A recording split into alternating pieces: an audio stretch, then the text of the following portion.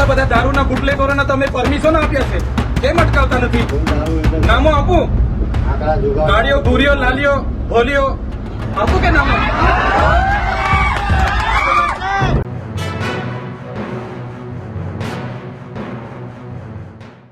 બરાબર, આ તમારે કાયદો વ્યવસ્થા જાળવો, અમને કોઈ વાંધો નથી. ધક્કા મુક્કી કરીને જાણી જોઈને તમે શું સાબિત કરવા માંગો છો ભાઈ? ડરાવવા માંગો છો? સીન સપાટા કરવા માંગો છો? એ ડરવાવાળા લોકો નથી. અમારા આદિવાસીઓ છે ને, અંગ્રેજો સામે પણ લડ્યા છે. ક્યારેય ગુલામી અમે સ્વીકાર નથી કરી. કોઈના મગજમાં એવો ધુમાડો હોય તો કાઢી નાખજો. તમને અહીંયા આટલા બધા દારૂના બુટલેગરોને તમે પરમિશન આપ્યા છે, કેમ અટકાવતા નથી? નામો આપું? ગાડીઓ, ભૂરીઓ, લાલીઓ, ભોલીઓ આપું કે નામો? બંધ કરી દેજો. 10 પેટીના 5 લાખ, 20 પેટીના 10 લાખ હપ્તા તમારા કોણ કોણ લે છે બધી યાદી છે ભાઈ. સમજ પડે છે ને? આટલો બધો તમે અહીંયા ગરીબો મજૂરો પરથી દંડ ઉઘરાવો છો વગર જોઈતો. તો આ ખાડા પડ્યા છે એના પર એફઆઈઆર કરો ને. લાયસન્સ નથી, આરસી નથી, વીમો નથી, એમ કરીને તમે દંડ 4-4 હજારના દંડ ફટકારો છો મજૂરિયાને. ખાડા પડ્યા છે અધિકારી પર ને કોન્ટ્રાક્ટર પર, કેમ એફઆઈઆર નથી કરતા ભાઈ? એ તમારા ફરજમાં નથી આવતું. ગામમાંથી આવતા મજૂરોને ચોકડી પર રોકીને એમ મન ફાવે કલેક્ટરશ્રીને, ડીડીઓશ્રીને અને નિયામક ડીઆરડીને 5 તાલુકાના ટીડીઓને બોલાવો. ધારાસભ્ય સમેત બધી પ્રજા આવી છે. અમારે રજૂઆત કરવાની છે. અમારે કોઈ બીજી મગજમારી નથી. હું પોતે એકલો રજૂઆત કરવાવાળો માણસ છું. હું આગેવાન છું. આમના વતી હું રજૂઆત કરીશ. તમે બોલાવો. કઈ રીતના ભાઈ તમે ઓફિસ ખાલી કરીને નાહી જાઓ? અમારા વિસ્તારમાં ટીપણા છોડો, અમારા વિસ્તારના છોકરાઓ માર ખાય, આટલો અત્યાચાર અમે નહીં સહન કરીએ. બોલાવી લાવો. કલેક્ટર સાહેબને મળ્યા વગર અમે જઈએ નહીં. અમે કોઈ આસિસ્ટન્ટ ને કોઈ પીએન અમે મળવાના નથી ભાઈ. એ નિરાકરણ માટે બેઠેલા છે. એમને ભાગવાને મળવું છે, નિયામકને મળવું છે, કલેક્ટર અહીંયા જ કલેક્ટર સાહેબની અધ્યક્ષતામાં આપણે એસપી સાહેબ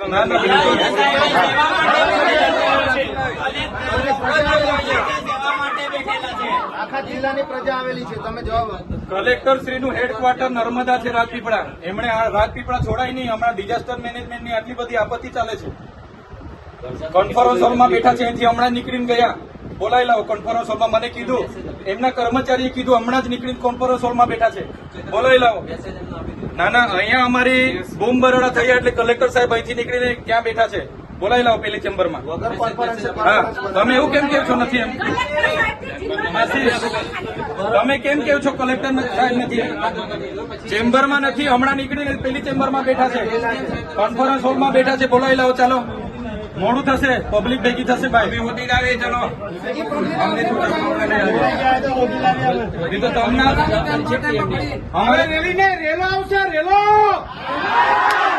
અમારે મળવું હોય તો અમે જઈને મળી આવે. ચાલો, બધા આપણે જઈને મળી આવે. ચાલો, હા, પૂછી લો. ત્યાં જઈને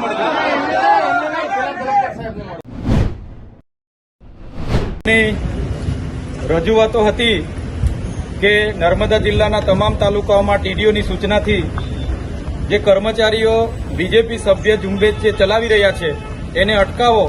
તો એ રજૂઆતને ધ્યાને રાખીને તમે અમને કીધું કે તમે જાતે આવો. તો તમારી સાથે આજે અમે આવ્યા અને તમારી રજૂઆતને લઈને કલેક્ટર સાહેબ, ડીડીઓ સાહેબ, એસપી સાહેબ અને ડીઆરડીના નિયામક શ્રી અને 5 તાલુકાના ટીડીઓ શ્રીની ઉપસ્થિતિમાં અમે ચર્ચાઓ કરી. અમે 6 આગેવાન અંદર જઈને ત્યારે એમને આપણે બધા પુરાવા પણ રજૂ કર્યા. જેમ કે મારા ડેડિયાપાડાના ટીડીઓએ સોમવારે 9 તારીખે તમામ મનરેગાના સ્ટાફની મિટિંગ લીધી, તલાટીઓની મિટિંગ લીધી, ડીઆરડીના કર્મચારીઓની મિટિંગ લીધી અને કડક સૂચના આપી કે ડીડીઓની સૂચના છે અને આ મનરેગાનો 13,000નો લક્ષ્યાંક, તલાટીઓનો 15,000નો લક્ષ્યાંક અને ડીઆરડીના આવાસવાળાના જેટલા પણ આવાસ આપ્યા છે એમને બધાને રજીસ્ટર કરાવો. ટોયલેટ જેને મળ્યા છે એનું રજીસ્ટ્રેશન કરાવો. એમ કરીને સૂચના આપીને ઝુંબેશના રૂપે બીજેપી સભ્ય નોંધણીની કામગીરી ચાલુ છે અને રોજે સાંજે ફોલોઅપ લેવામાં આવે છે. ત્યારે એના વિરોધમાં આપણે બધા આજે ભેગા થયા. આપણે શાંતિપૂર્વક જ રજૂઆત કરવા માટે અહીંયા આવતા હતા. હું પણ તમારા લોકો ચૂંટાયેલો પ્રતિનિધિ છું. મારા અધિકારો, સંવિધાને આપેલા અધિકારો હું પોતે સારી રીતે જાણું છું. આપણે બધા વેલ ગ્રેજ્યુએટ લોકો છે, છતાંય પોલીસ દ્વારા ગેટ બંધ કરી દેવામાં આવે છે, દરવાજા બંધ કરી દેવામાં આવે છે, કલેક્ટર સાહેબ નથી એવી ખોટો ભ્રમ ફેલાવવામાં આવે છે. ત્યારે આજના મંચ પરથી હું કહેવા માંગુ છું પોલીસ વિભાગના અધિકારીઓને પણ તમારે કાયદો અને વ્યવસ્થા જાળવવાનું કામ કરવાનું છે. અમે અત્યાર સુધી 10 વર્ષથી સામાજિક લડત ચલાવીએ છીએ. કેવડિયા હોય, નર્મદા હોય કે તમામ પ્રકારની લડાઈઓ, ગાંધીનગરમાં પણ અમે હક અધિકારની લડાઈઓ માટેના ધરણા પ્રદર્શન કર્યા છે. અમે અને અમારા સમાજે ક્યારે પણ કોઈ સરકારી મિલકત કે ખાનગી મિલકતને 1 રૂપિયાનું પણ અમે નુકસાન નથી કર્યું. ત્યારે આ કલેક્ટર ઓફિસ આ નર્મદા જિલ્લાના લોકોની સેવા માટે છે. આ કોઈના બાપની પેઢી નથી, છતાં આપણને રોકવામાં આવે છે. ત્યારે આવનાર દિવસોમાં આપણે જાગવું પડશે. એ હું મારા જેવા ધારાસભ્ય હોય કે તલાટીથી લઈને કલેક્ટર સુધીના અધિકારીઓ હોય, બધાનો પગાર પ્રજાના પરસેવાના ટેક્સમાંથી આવે છે. એટલે અમે બધા નોકર છે, અમે બધા પ્રજાના નોકર છે. હું પણ એમાં આવી જાઉં, મને પણ પ્રજાના પૈસાનો પગાર મળે છે. અને કલેક્ટરથી લઈને તલાટી સુધીના જેટલા પણ કર્મચારીઓ છે બધા પ્રજાના નોકર છે. કોઈએ સાહેબ બનીને બેસવાની હિંમત નહીં કરવી જોઈએ અને પ્રજાની સેવા કરવાનું માત્ર કામ કરવું જોઈએ. ત્યારે આ કર્મચારીઓ જેમણે પણ બીજેપી સભ્ય નોંધણીની ઝુંબેશ ચલાવેલી છે એમને આજે હું કહેવા માંગુ છું, તમારા પર ત્રેવડ હોય તો તમે આ ખુરશીઓ ખાલી કરી તમે બીજેપીની કમલમમાં બેહો, સભ્ય બનો અને ચૂંટણી લડો, તો તમને અમે ખબર પાડી દઈશું કે આ આદિવાસી કોણ છે. આ આદિવાસી વિસ્તારમાં આદિવાસી વિરોધી માનસિકતા ધરાવતા અધિકારીઓ આ બધું કરી રહ્યા છે.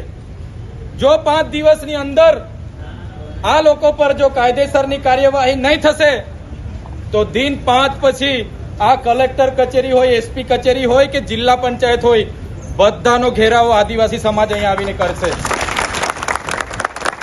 એક બાજુ નર્મદા જિલ્લામાં આધાર સેવા કેન્દ્રો નથી. લોકો રાત પડે ને રાતે 2 વાગ્યાના હતા આધાર કાર્ડ અપડેટ કરવા માટે લાઈન પર ઉભા છે.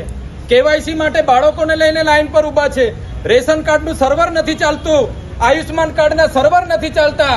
અમારા ડેડિયાપાડામાં સબ ડિસ્ટ્રિક્ટ હેલ્થ સેન્ટર છે, ત્યાં એક્સરે જેવું મશીન પણ નથી ચાલતું. અને આ લોકોને સભ્ય નોંધણીમાં બધા કર્મચારીઓને મૂક્યા છે. ત્યારે જિલ્લામાં દારૂબંધીના નામે ખુલ્લો દોર મૂકી દીધો છે.